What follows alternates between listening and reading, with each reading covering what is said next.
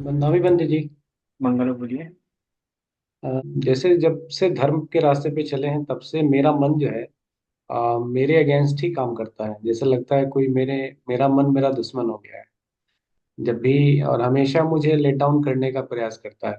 ऐसा क्यों हुआ ये नहीं समझ में आ रहा है। दूसरा ये कि अभी कुछ दिनों पहले एक प्रेजेंटेशन था जहाँ मुझे करना था ऑफिस में, और मुझे अचानक से मतलब सबके बीच जो है अचानक से इतना टेंस्ड और इतना एनजाइटी हो गया जबकि कोई कारण नहीं था। और उसके कारण मुझे स्वेटनिंग होने लगा, पसीना वगैरह आने लगा, सब लोग बड़ा ही एम्बेरस फील करने लगा मैं सबके सामने। और जब भी ऐसा होता है, जब इम्पोर्टेंट मोमेंट कुछ होता है, तो मेरा मन जो है एकदम ऐसा कुछ करता है जिससे कि मैं एम्बेरस मोमेंट में चला जाता हूँ। तो समझ में नहीं आ रहा कि धर्म के राह पे भी हूँ, ध्यान भी कर रहा हूँ, तो ध्यान करता रहूं या किसी साइकियाट्रिस्ट को दिखाऊं, क्या करूं मैं। आपने कभी क्या साइकोलॉजिस्ट के पास कभी गया, आपने अपना एंजाइटी या ऐसा कुछ टेस्ट चेक कराया कभी? नहीं बंधु जी, बहुत सालों पहले, 15-20 साल पहले एक बार ऐसा कुछ ओसीडी टाइप का ये होता था, बार बार रिपीटेटिव कुछ था, तो मैं कराया था, ये कंसल्ट किया था, लेकिन वो ठीक धीरे धीरे करके वो ठीक हो गया था, इंटेंसिटी बहुत कम हो गई थी। जी जी, आप एक बार फिर से चेक करा के आ जाइए और सती पठान का अभ्यास कीजिए। स्पेशली कायगत जी। सती का अभ्यास कीजिए और आप जानिए कि आपको मोस्ट ऑफ थॉट्स काय के आते हैं रिगार्डिंग टू फ्यूचर और रिगार्डिंग टू पास्ट। ठीक है। फियर के भय, फियर कहते हैं बंधु जी, भय, भय किसी चीज को लेके, नहीं नहीं, तो डर, वो पता वो थॉट कौन से, फ्यूचर के हैं या पास्ट के? नहीं, प्रेजेंट में ही आता है, फ्यूचर और पास्ट का कुछ थॉट नहीं। प्रेजेंट में ही आएंगे। और मैं जी पूछ रहा जी। हूँ फ्यूचर को लेके या प्रेजेंट पास्ट को लेके।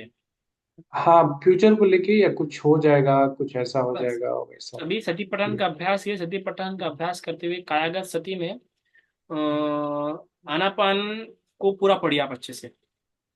ठीक है, जी उसमें जी। जैसे ही तुरंत जान लीजिए कि अरे ये भविष्य का थॉट है, ये सोचना ही नहीं है।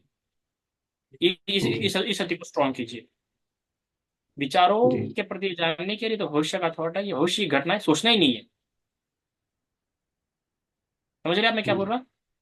जी। जी ये बस इतना जानिए विचारों में कि ये भविष्य का या पास्ट का विचार का, ये मत जानिए। अरे तो भविष्य का थॉट है, बस वही पर रुक जाओ, ये छूटना नहीं है। कैंसल, हटाओ। ठीक है। जी जी। और कैसे अगर नहीं हटाना जम रहा तो फिर वितर्क का संतान सूत्र पढ़िए, उसमें मैंने 5 मेथड बताइए। वो फिर उसको अगर नहीं हट रहा है, फिर उसमें से कोई एक एक मेथड इम्प्लीमेंट कीजिए। जी। और मन मेरे एनिमी के रूप में काम कर रहा है भंते जी, उसका क्या है। संस्कार। आपका मन है संस्कारित हुआ है, उसमें आप अपनी संख्या को जाने कि किस प्रकार की संख्या उत्पन्न हो रही है। जी मेरे ख्याल से इसके लिए सती पठान का आपको अच्छी प्रकार डीपली अभ्यास करना पड़ेगा। जी जो मन व्याकुल हो रहा है ना, तो सबसे पहले आपका मन संस्कारित हुआ, अभी कई संज्ञाएं संस्कारित हुआ वो जानना पड़ेगा। तो इसलिए मैं आपको पूछा कि क्या पास्ट है फ्यूचर से, आपने बोला आपके भय के संस्कार ज्यादा है जी। ना? भय के तो संस्कार। भय भी क्या होगा ऑफकोर्स, तो पास्ट है तो फ्यूचर का कुछ होगा। लेकिन अब जी उसमें भी एक पर्टिकुलर संज्ञा होंगी आपकी। जी। उस संज्ञा को लेके ही आपके भय के संस्कार उत्पन्न होते होंगे। अब वो डीपली जानना होगा, और संज्ञा पकड़ के आपको ये संज्ञा मन में है, तुरंत हटा देनी पड़ेगी। और ये कैसा होगा जब सती पठान मजबूत होगा, आपका वेदन उपासना से नहीं होने वाला ये। जी गोयनका जी की जो विपश्यना है ना, उससे नहीं होगा आपका। आपको जी। गोयनका जी सती पठान आप करके आइए एक बार। हुआ आप सती जी। पठान? नहीं बंधु जी। आपको सती पठान अपना मजबूत करना पड़ेगा, तभी आपका ये प्रॉब्लम सॉल्व होगा। अगर आपको एंजाइटी या ओसीडी कुछ होंगी तो। जी। तो सती पठान अगर के ये लिए। वैसा हो तो उसी से होगा, वरना बहुत अगर नॉर्मल होगा तो जल्दी हो जाएगा, पर वैसा कुछ होता है थोड़ा समय लेगा। सती पठान उसको आपको मजबूत करना पड़ेगा। जी बंधु जी, धन्यवाद बंधु जी। स्वागत। भक्ति जी, मुझे ये क्वेश्चन पूछना था कि कभी कभी हम ऐसा देखते हैं कि कोई गरीब घर में पैदा होता है, मतलब जिनकी फाइनेंशियल कंडीशन अच्छी नहीं है, लेकिन ऐसा देखते हैं कि पूरा लाइफ टाइम तक उनको बहुत संघर्ष करना पड़ता है उस चीज को लेके। तो यदि हम कर्म से इसको देखते हैं, तो ठीक है कि पिछले जन्म के कर्म उनके वैसे होंगे, इसलिए उनको मतलब ये सब चीजें फेस करनी पड़ती है। लेकिन पूरे लाइफ टाइम ही क्यों ऐसा होता है कि उनको संघर्ष करना पड़ रहा है? देखो, एक तो ये हो सकता है कि उपस्टम्भक या उपपीड़क कर्म होगा उनका, इससे कारण हो सकते है कि उनको लाइफ टाइम संघर्ष करना पड़ रहा होगा, या फिर उन्होंने अपने पूर्व जन्म में किसी को ऐसा रोका होगा, या फिर तीसरा कि उनको वैसा मित्र नहीं मिला, कल्याण मित्र, या फिर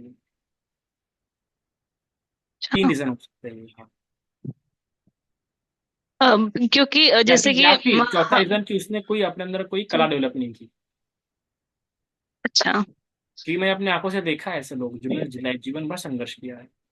पर संघर्ष किया होगा, पर फिर भी मैं ये बात देखता हूँ कि हाँ, संघर्ष किया होगा, पर लाइफ में उन्हें सुख देखे होंगे अच्छे खासे।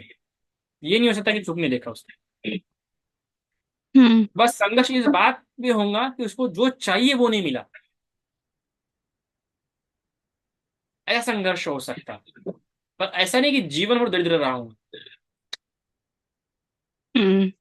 इसके अलावा उसे और भी कई सारे सुख प्राप्त हुए होंगे।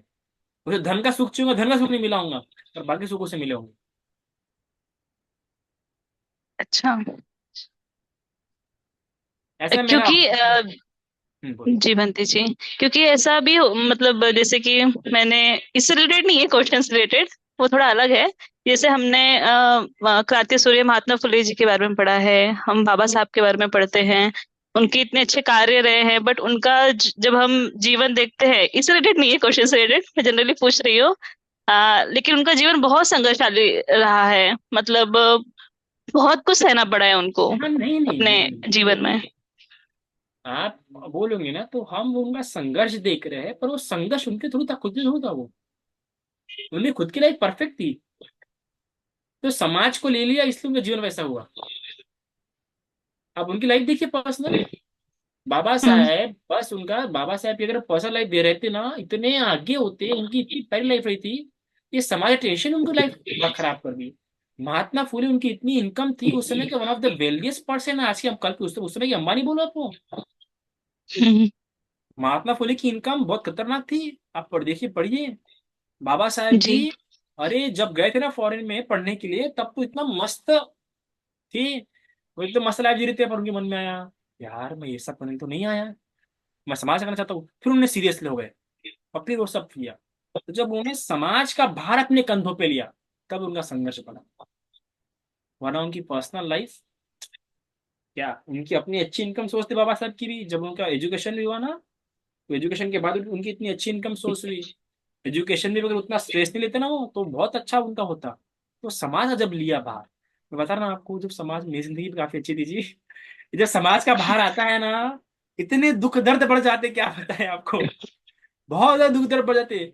जो अपने दुख नहीं थे, जो अपने तकलीफ नहीं थे, वो भी अपने आ जाते। मतलब ऐसा लगती कि ये, की दुसराची उरावरचे गोटे आपल्या अंगावर घेण्यासारखे असते ते गोष्ट।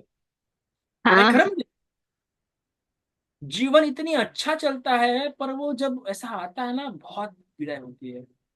तो वो उनकी करुणा थी, वो उनका प्रताप था, उनके पालना थी, जो उन्होंने किया हमारे लिए। वरना उनकी पर्सनल लाइफ बहुत बेस्ट हो सकती थी। और जो समाज के लिए झुके, जब समाज के लिए किए, तब जाके वैसा आया। और वो समाज में उन्हें दुख प्राप्त हुआ। उनके पर्सनल दुख कोई नहीं थे। आप इसलिए बाबा साहब ने कहा ना, बाबा साहब ने बुद्ध को, यहाँ पे बाबा साहब टिप्पणी करते हैं बुद्धिज्म पे, कि सिर्फ ये व्यक्तिगत दुख नहीं होते। जहाँ भगवान ने तीन प्रकार के दुख बताए ना, कि दुख दुखता, विपरिणाम दुखता, और दुख दुखता, विपरिणाम दुखता, और एक और दुख होता है, और संस्कार दुखता। बाबा साहब बोलते नहीं, चौथा भी एक दुख है, और वो है सामाजिक दुख। हम्म। बाबा साहब का व्यक्तिगत दुख कुछ था ही नहीं, जो था सामाजिक दुख था बाबा साहब को। महात्मा फूले का व्यक्तिगत दुख कुछ नहीं था, अच्छी पत्नी मिली, अच्छा धन था, सब था, सामाजिक दुख था। इन लोगों का व्यक्तिगत जीवन पूरा सुख संपन्न समृद्ध था जी, क्या बताया। आप पढ़िए।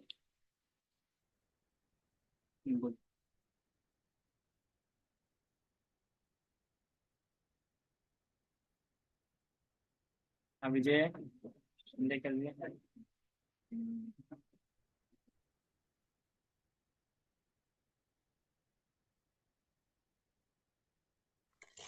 वंदामी भंते जी, मंगलम आपके बोलिए। मंगल जीवन और दीर्घायु के लिए कामना करते। भंते जी, बहुत दिनों बाद आपको सुन रहे, बहुत अच्छा लग रहा है आज। हाँ जी साहब। इतने दिनों से जी। भंते जी, मेरा एक क्वेश्चन था, जैसे हमारे परिवार में छोटे बच्चे होते हैं, अब वो उनके पास स्वयं का तो धन नहीं होता है बनते जी, माता पिता का ही रहता है, लेकिन अगर वो बच्चों की इच्छा है धन दान करने की, तो वो हम्म। भिक्षु संघ को दान करना चाहते बच्चे बनते जी, तो वो किस चेतना से करे और उस धन का वो कैसे दान करे, क्योंकि स्वयं का नहीं होता, वो तो माता पिता का होता है बनते जी। भले उनका स्वयं का धन नहीं है, और वो जी जी आदर से रिस्पेक्ट के साथ झुक के वगैरह दे रहे हैं, गौरव से दे रहे हैं, तो वो जी धन उनका नहीं है, पर वो कारण जी बने, उसका पुण्य उन्हें मिलता है कि उन्होंने बोला मम्मी को, मम्मी मुझे दान करना है, जी ये जो बोला और इसे मम्मी ने किया दान, ये उसका उनका उसका पुण्य है। जी भंते जी एक और क्वेश्चन है।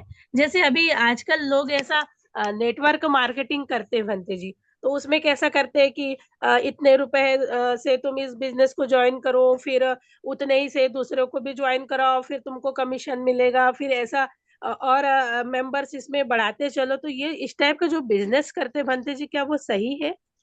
ठगना नहीं चाहिए बस। जी जो कर रहा है उसको पता है कि वो ठग रहा है तो गलत है, और जो कर रहा है उसे पता नहीं कि मैं ठग रहा हूँ, ठीक है फिर। जी जी जी भंते भंते जी एक्चुअली ग्रुप में किसी ने एक्सीडेंट के ऊपर सवाल किया, तो अचानक मेरा काफी समय पहले से ये दिमाग में क्वेश्चन था, लेकिन अभी वो एकदम से स्ट्राइक किया क्वेश्चन, तो इस वजह से मैं पूछना चाह रही थी कि लाइक इन द ईयर 2006 वगैरह में एक मेरी कॉलेज फ्रेंड थी, उसके भाई ने सुसाइड कमिट किया था, और उसके बाद उनकी डेथ हो गई थी। और उसके बाद उसके करीबन एक साल बाद जिस दिन उनकी बरसी थी, सेम डे में मुझे वो सपने में आए थे, और like it was very dark place, और ही वाज इन कुछ बेड़िया जैसे बंदी होती है, तो वो वहां पे बंधे हुए मुझे दिख रहे थे।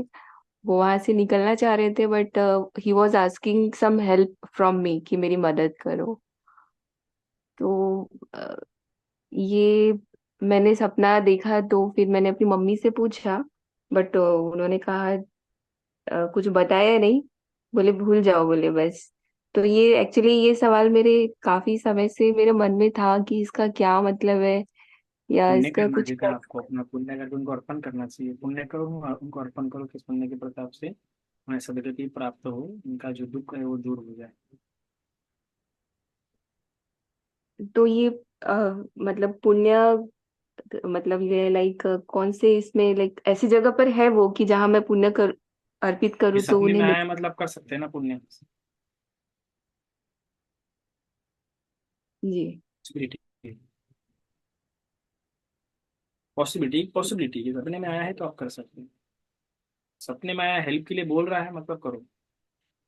बट ये काफी ड्यूरेशन बीत चुका है, तो फिर भी ये आपकी पॉसिबल नहीं ड्यूरेशन है, है। उनकी ड्यूरेशन नहीं है। उनके लिए कितने दिन हुआ होगा? एक दिन भी ज्यादा दिन हुआ होगा शायद से। उनका तो ड्यूरेशन भंते अलग जी, होता मैं है। जी दान संघ को अनुमोदित, मतलब संघ को संबोधित करते हुए दान करना है। पानी की बोतल, कपड़ा, चप्पल और भोजन। ठीक है भंते जी, साधु साधु साधु। वंदामी बनते जी, आपने जो आज प्रवचन दिया वो मतलब बहुत अच्छा लगा, क्योंकि पहले तो मुझे आपके प्रवचन समझ में ही नहीं आते थे, सर चकरा जाता था बिल्कुल। जैसे आप पहले कहते थे ना कि संघ को दान देना चाहिए, तो किसी भी भिक्षु को नहीं छोड़ना चाहिए, क्योंकि अगर किसी भी भिक्षु को नहीं छोड़ोगे तो तुमको अच्छा भिक्षु भी मिल ही जाएगा।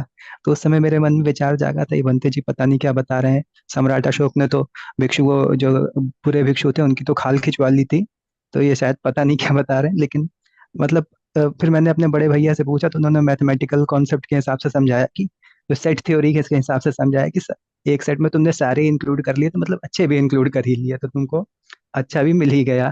तो मतलब आप एक बार आपने खाने के बारे में बताया था ना कि जो उपासक खाना दान करते हैं, मुझे लगा कि बंते जी को खाने का बहुत लालच है, इस वजह से बता रहे हैं कि एक बार आपने प्रवचन दिया था ना कि नॉन वेज वगैरह पे, तो मेरे भैया ने फिर मेरे जीवन की एक घटना याद दिलाई, क्योंकि मुझे समझ में नहीं आता था, मैं अपने बड़े भैया से पूछता था। तो मेरी कौन मम्मी है एक बार आपका ऐसे भैया? मुझे मिला बच्चा आपके होता भैया है से, ना। बड़ा अच्छा इंसान है वो, सत्पुरुष है। हाँ मतलब हम लोग वो नहीं सुन पाते ना, ऑफिस में रहते हैं, तो मैं हम्म। सुनता हूँ, और उनको बताता हूँ तो वो मुझे समझाते हैं। जैसे एक बार खाने वाले पे था, तो उन्होंने मेरे जीवन की एक घटना बताई। जैसे मेरी मम्मी एक बार सेवा करने गई थी। जो बच्चा नहीं होता, तो हम बहुत छोटे थे तो हमको भी साथ में लेके गई थी। तो जिनके यहाँ गई थी तो वो रोज हमको वो जो कुत्थी की सब्जी होती है ना, मराठी में शायद उसको गंवार कहते हैं, गंवार की सब्जी रोज वहाँ खिलाते थे। तो हम लोग लेकिन बहुत प्रसन्न रहते थे, क्योंकि ऐसा लगता था कि वो लोग गरीब हैं। लेकिन वहां से लौट के आए तो पता लगा उनके घर में नौकरानी भी लगी थी। और केवल मम्मी वहां सेवा करने गई थी, उनको पता न लग जाए कि उनके घर में नौकरानी लगी, तो उन्हें हटा दी थी उतने टाइम के लिए। तो भैया ने कहा, देखा, जिसके मन में अच्छा इंटेंशन नहीं होता वो तुमको खाने की सामान भी अच्छी नहीं देता। तो तब मेरे समझ में आया कि बनते जी क्या कह रहे हैं, कि अगर किसी भिक्षु को बुला रहे हो तो उसको अगर रिस्पेक्ट दे रहे हो तो तुम अच्छे से अच्छा खाना दोगे। तो आज जैसे आज आपने प्रवचन दिया, तो मतलब ऐसे टॉपिक आप जरूर लिया करिए, क्योंकि फिर मुझे मेहनत नहीं करनी पड़ती ना अपने दिमाग को सीधा करने के लिए। तुम्हें तभी फिर क्लियर करना आपके चाहिए ना। प्रवचन, तुम्हें अगर मेरी कोई बात नहीं समझ थी तुम्हें तभी मुझसे पूछ सकते हो, मैं से और अलग तरीके से बता सकता हूँ। लेकिन इतना दिमाग भी तो होना चाहिए, वो पैराडाइम गलत हो जाता है ना, तो फिर मैं नहीं अपने तो बड़े मैं भी भैया पूछ से सकती पूछता भंजी हूँ। मुझे आपकी बात अच्छी नहीं लगी, आप ऐसा ऐसा बोलो। मैं तो अपने बड़े भंजी को बोलता भंजी मुझे बात आपकी अच्छी नहीं लगी, आप मुझे नहीं, समझाइए। अभी ये लाइव में जल्दी से जुड़ना शुरू हुआ ना, पहले तो मैं केवल यूट्यूब पे सुनता था। तो बनते जी एक इन्फॉर्मेशन शेयर करनी थी, मतलब शायद शायद सबके कल्याण के लिए हो। मतलब आपसे पूछना भी था, क्या भगवान हमेशा राइट करवट सोते थे क्या, राइट हैंड साइड पे? हाँ, दो होते हैं ना। कितने चार आसन बताए ना भैया भगवान ने, एक सिंह सैया, ब्रह्म सैया, प्रेत सैया, और एक प्रेत सैया, और एक होती है सुमर सैया, शायद से वो है ना। प्रेत जो ऐसे ऐसे सोते हैं, ऐसे ना ऊपर मुंह आसमान की तरफ मुंह करके, हम्म। इसे कहते हैं प्रेत सैया, प्रेत से सोते हैं। जो जमीन पे ऐसा मुंह करके सोते हैं वो सुमर से सोते हैं, भगवान कहते हैं। और जो राइट हैंड पे सोते हैं तो शेर ऐसे सोते हैं। और लेफ्ट हैंड पे ब्रह्मा ऐसे सोते हैं, ऐसा कहा भगवान ने, तो बनते भगवान जी तीन आपकी सैया में परमिशन हो सोते तो हैं। एक इन्फॉर्मेशन शेयर करनी थी, मैंने कहीं पे सीखा था, तो आप अगर परमिशन हो तो मैं बोलना चाहूंगा। हम्म। अंते जी जैसे वो जो लोग योगा सिखाते हैं ना, तो वो कॉन्सेप्ट बताते हैं चंद्र नाड़ी और सूर्य नाड़ी का। तो जो हम्म। लेफ्ट हैंड साइड पे होती है उसको बोलते हैं चंद्र नाड़ी। तो या साइंटिफिक भाषा में बोले तो उसको कहेंगे वेगस नर्व। तो वेगस नर्व अपनी बॉडी में फिट रहना बहुत जरूरी है। तो वो बताया, तो मतलब वो योगा प्रैक्टिशनर हैं और मतलब भगवान बुद्ध वगैरह को नहीं मानते। लेकिन उन्होंने बताया कि भाई आप भगवान की मूर्ति देखेंगे तो हमेशा राइट हैंड साइड करवट सोएं। तो उनका कहना था कि रात में खाना खाना भी इसीलिए मना किया है, कि जब आप राइट हैंड करवट पे सोओगे तो आपकी जो लेफ्ट सांस चलेगी तो चंद्र नाड़ी चलेगी, तो आपकी बॉडी बहुत ज्यादा रिलैक्स हो जाएगी। तो रात में आपको बहुत अच्छी नींद आएगी। तो कहा कि इसीलिए पुराने जमाने में लोग को रात में खाना मना किया, क्योंकि अगर खाना खाया तो आपको लेफ्ट करवट ही सोना पड़ेगा, नहीं तो एसिड जो है रिफ्लक्स होता है, मतलब गले में आ जाता है। तो अगर खाना खा के सोते हैं तो आपको लेफ्ट करवट ही सोना है। लेकिन अगर रात में सोते हैं तो बेस्ट पोजीशन सोने की राइट हैंड साइड करवट करके सोना ही है। क्योंकि उससे, और उन्होंने ऐसा भी बताया था कि आज के जमाने में इतनी भाग दौड़ रहती है, तो लोगों की सूर्य नाड़ी मतलब राइट हैंड साइड वाली सांस ज्यादा चलती है और ज्यादातर लेफ्ट बंद रहती है नाक। उन्होंने कहा आप खुद एक्सपेरिमेंट करके देख सकते हैं, आपकी एक साइड की नाक हमेशा बंद रहती है, तो ज्यादातर लेफ्ट बंद रहती है। तो बंटी जी ये इन्फॉर्मेशन शेयर करनी थी कि मतलब सचमुच में मतलब भगवान की जो चर्या भी है वो भी मतलब परफेक्ट है, उसमें भी मतलब आज के साइंस के हिसाब से भी कोई मतलब कोई कह नहीं सकता कि गलत है। तो उसमें मतलब यही यही शेयर करना था कि जैसे लोग रात में खाना ना खा के ऐसे राइट हैंड साइड करवट करके सोएं, उनकी बॉडी बहुत रिलैक्स हो जाएगी। हाँ, तो बस समझ। इसीलिए मतलब ये शेयर करना था। और बंदे जी एक और शेयर करना था, एक फिर से याद आ गया। एक अमेरिका में एक आदमी था, वो पूरा पिज्जा बर्गर खा के ही उसने अपना वेट कम कर लिया। तो उससे पूछा गया तो कैसे किया, तो कहा कि मैं खाना लेता था, वेस्टेज की चिंता कभी नहीं करता था, जैसे ही पेट भरता था तुरंत छोड़ देता था। तो आपने एक बार पता नहीं था कि भोजन की मात्रा का ध्यान रखने को कहा था भगवान ने। तो तो कहा वो भी एकदम परफेक्ट है। तो मेरे मन में था कि मैंने कहा सबको बताना चाहिए। तो हमने कहा जैसे कोई लोग होते हैं ना अपने डाइट पे उनका कंट्रोल नहीं रहता, लेकिन केवल इतना ध्यान रखें कि जैसे ही हल्का सा भी एहसास होता है ना कि पेट भर गया तो उनको रोक देना चाहिए, तो काफी फिटनेस रहता है। बिल्कुल। तो बंते जी इसीलिए मतलब सबके लिए शेयर करना चाहिए। और बंते जी जो टॉपिक आपने लिया ना ट्रेंड करने वाला उपासकों को, ये जरूर लिया करिए, जैसे आज वाला लिया है, नहीं तो फिर बहुत कंफ्यूजन रहता है दिमाग में, लेकिन 7 साल आप जहाँ एकदम आपने क्लियर कर उपासक को देते हैं। ट्रेन किया, फिर वहां भी उपासक बिगड़ गए, अभी क्या किसको ट्रेन करोगे? तो मुझे किसी को ट्रेन करने की इच्छा नहीं है। नहीं मतलब अभी मुझे डर जैसे लगता है आपकी उपासकों से, पेडागोजी, अभी मुझे डर लगता है उपासकों से। नहीं मतलब, लेकिन यह है कि कुछ मेरे जैसे होते हैं ना जिनको मतलब समझ में नहीं आता, लेकिन ये धीरे धीरे समझ में आ जाता है।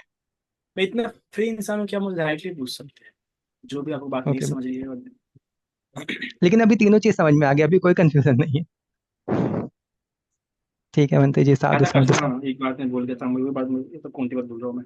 स्वाट अशोक का आपने जो उदाहरण निकाला कि स्वाट अशोक ने हम्म, चिवर निकाल दिया, ये हम्म, बात आपने तो बहुत लाइटली बोली, पर ये बहुत गंभीर बात है। दरअसल स्वाट हम्म, अशोक ने एकदम से चिवर नहीं निकाला। मैंने शायद से इसका अपने पहले क्वेश्चन में भी क्लियर किया। सम्राट अशोक एकदम से कंक्लूजन पे नहीं आया। जैसे हमारा आज के उपास एकदम से कंक्लूजन पे आते हैं, ये भिक्षु दुशील है, ये भिक्षु शीलवान है, ये भिक्षु ठीक है, ये भिक्षु, हमारे उपास डायरेक्टली आते कंक्लूजन पे। उनको पता नहीं ओके सम्राट अशोक ने कैसे किया। सम्राट अशोक ने पहले मीटिंग बिठाई, और खुद ने नहीं बिठाई। ओके जो संघ नायक थे, संघ को बुला के संघ को बोला आप लोग तय करो कि कौन कौन सही भिक्षु है और कौन गलत भिक्षु है। फिर संघ ने ओके तय किया, और संघ ने तय करने के बाद फिर भिक्षु ने निकाला, हाँ भाई ये भिक्षु ठीक भिक्षु नहीं, फिर उनका चिवर निकाला गया। सम्राट अशोक ने खुद ने नहीं निकाला। पहले ओके संघ ने बैठक बैठी, उनकी एग्जाम हुई, प्रश्न हुए, प्रश्नों का उत्तर वगैरह सब कुछ हुआ, फिर उसमें तय किया गया ये भिक्षु है जो नकली भिक्षु है, इनको निकालो। फिर सम्राट अशोक ने चिवर निकाला, ऐसे नहीं निकाला। तो ये एक प्रक्रिया होती है। इतने सारे भिक्षु का ओके चिवर बनते जी। निकालना कम बात होती है क्या? ऐसे भी पता चला होगा। हमारे तो हम खुद तय करते हैं, हमको जैसा ठीक लगेगा वैसा हम तब तय कर लेंगे कि भिक्षु ऐसा है वैसा है। अरे ऐसा नहीं है। आप भगवान के समय देखो, कुछ ऐसे भिक्षु थे, अग्र श्रावक थे, जो कठोरभाषी थे। एक भिक्षु था जिनके मुंह से हमेशा एक गाली थी, वो गाली नहीं बोल सकते पर एक शब्द है निकम्मा, ऐसा कुछ तो भी शब्द ही निकलता था वो, कभी ऐसा शब्द नहीं निकलता था। जी, फिर भी अग्र हाँ, श्रावक था वो, है ना। तो ऐसे अलग अलग थे, तो हम ऐसा जज नहीं कर सकते किसी भी भिक्षु को। तो वो है कि एक नियम है, एक प्रक्रिया है भिक्षुओं में। ऐसे थोड़ी कोई भी किसी को ही बोल रहा। अभी मुझ पे भी आज जैसे से हम आज मेरे जैसे जैसे प्रोजेक्ट फेमस होते जा रहे हैं, तो मुझ पे भी कई सारे लांछन लग रहे हैं, ऐसा नहीं कि नहीं लग रहे। कई सारे लोग मेरे बारे में अच्छा ही बोल रहे हैं, क्योंकि जैसे सब ऊपर जाते हैं तो लोग आपके बारे में अच्छा भी बोलते हैं, बुरा भी बोलते हैं। अब कुछ लोग तुरंत विश्वास कर लेंगे, और कुछ लोग हैं कि नहीं नहीं नहीं करेंगे विश्वास। जैसे सब ऊपर जाते हैं, तो लोगों कुछ अभी मेरी भी ऐसी कुछ पास्ट की बातें जो मैंने गलतियां की है वो उभर के आ रही है। पर ये बात है कि हमें देखना है कि इसका पास था, अभी प्रेजेंट में कैसा है, या फिर ऐसा नाम बढ़ जा रहा है, कौन सी बातें सच है, कौन सी बातें गलत है, कई सारी बातें आ जाती है। जैसे इंसान का नाम आगे बढ़ते जाता है, कई सारी बातें आगे में आती है। इन सब बातों का ध्यान रखते हुए हमने ठीक प्रकाश निर्णय लेने के लिए बहुत लोगों से सलाह मशवरा वगैरह लेना चाहिए, है ना। समझे? बंदे जी आवाज आ रही क्या? हम्म। बंदे जी अच्छा, धम्म विजय का भी मतलब बता दीजिए। मतलब मुझे पता है, मैंने इंग्लिश में उसका बोलते हैं इन्वेस्टिगेशन ऑफ द धम्मा, लेकिन शॉर्ट में एक बार बता दीजिए। धम्म विचयो, जी। आप क्या समझ उसका धम्म विचय इंग्लिश से? आप क्या समझते हो? Investigation of the Dhamma English में ट्रांसलेशन है, तो जैसा मतलब जैसे क्या मेरे मन में इन्वेस्टिगेशन में, डाउट, क्या इन्वेस्टिगेशन? जैसे मेरे मन में डाउट रहता है, तो उस डाउट को ऐसा नहीं कि मतलब उस पर रिजल्ट पे नहीं पहुंचते लगातार, जैसे अपने भैया से डिस्कस किया, या लगातार उस पे कुछ मतलब उसको क्लियर करने के लिए, डाउट क्लियर करने के लिए लगातार दिमाग चलाते रहते हैं। विशेष तो रूप से ऐसा दो कुछ रहता है। जगहों पर है धम्म विचय। जी बताइए। कहाँ कहाँ पे आता है बताइए आप। अ, महाकश्यप थेरा भोजंग परित्य में आता है। एक मतलब भोजंग जैसे और दूसरा दूसरा नहीं पता। सती पट्टन। सती पट्टान। हम्म। महातेरा भोजन में क्या है, रोग है। तो यहाँ पे धम्म विचय में क्या होता है कि वो अपने ही शरीर के ज्ञान को देखता है, अपने स्कंदों के स्तर पे, आयतनों के स्तर पे, आधारों पर वो देखता है। और सती सती पट्ठान में देखोगे ना, सती पट्ठान में भोजन कब आता है, तब कब कब सही मायने में वो भोजन की भावना कर पाता है। भोजन जो बोधि अंग माने जाते हैं, जी देखा आपने, बनते नोटिस जी। किया, कब इंसान कर पाएंगे? एकदम से नहीं कर पाएंगे भोजन की भावना वो। जिसके श्रद्धा वगैरह मजबूत ही नहीं है, वो इंसान भोजन की भावना कैसे करे भाई? वो नहीं कर पाएगा। लेकिन वैसे उसका भी एक काम, हिंदी उसका में भी क्या एक काम। मतलब होगा इसका? हाँ। हिंदी वगैरह में किसका मतलब क्या होगा, जैसे सामान्य भाषा में? इंग्लिश में तो मुझे एक्चुअली मेरी पढ़ा मेमोरी था स्ट्रांग मीनिंग। नहीं है, मुझे देखना पड़ता है। नहीं मतलब आप अपने ऐसे सामान्य भाषा में बता दीजिए। धम्म विजय का मतलब ऐसे देखो, अर्थ क्या होता है? जो भोजंग है ना, जब तक आप निवरणों को देखना, स्कंधों को देखना और आयतनों को देखना आपका स्पष्ट नहीं हो जाता है, तब तक आप धम्म विचयो मेरे ख्याल से तो नहीं कर पाओ। मेरे ख्याल से, मेरा अपना पर्सनल व्यू है। धम्म विचयो मतलब कैसे धर्म को देखता है, धर्म विचय विवेचित करके देखता है, विवेचन विवेचन करके देखता है, कि एक बात को देखता है कि ये वेदना है, ये स्पर्श है, ये चक्षु विज्ञान है, चक्षु विज्ञान इस चेतना से युक्त है, ये चक्षु विज्ञान इस प्रकार के स्पर्श से उत्पन्न हुआ। ऐसी वेद ऐसे विवेचित करके देखता है, वेदना को, स्कंदों को, आयतनों को, निवरणों को। ये धम्म विचय है। ये कब कर पाएगा? जब उसकी श्रद्धा बल, स्मृति बल, ये सब मजबूत होंगे, है ना। जब उसका सत्यपट्ठान मजबूत होगा तब जाके उसे मायने में कर पाएंगे। कोई भी नॉर्मल इंसान नहीं कर पाएगा, इसको मजबूत करना पड़ता है। ये भावी तब अंग है, सेवी तब अंग नहीं है। इसको भावना करना पड़ता है, बढ़ाना पड़ता है, समय लगता है इसको बढ़ाने के लिए। इसको बढ़ाने के लिए सती पट्ठान में सबसे पहले आती है तो कायदा सती मजबूत होनी चाहिए।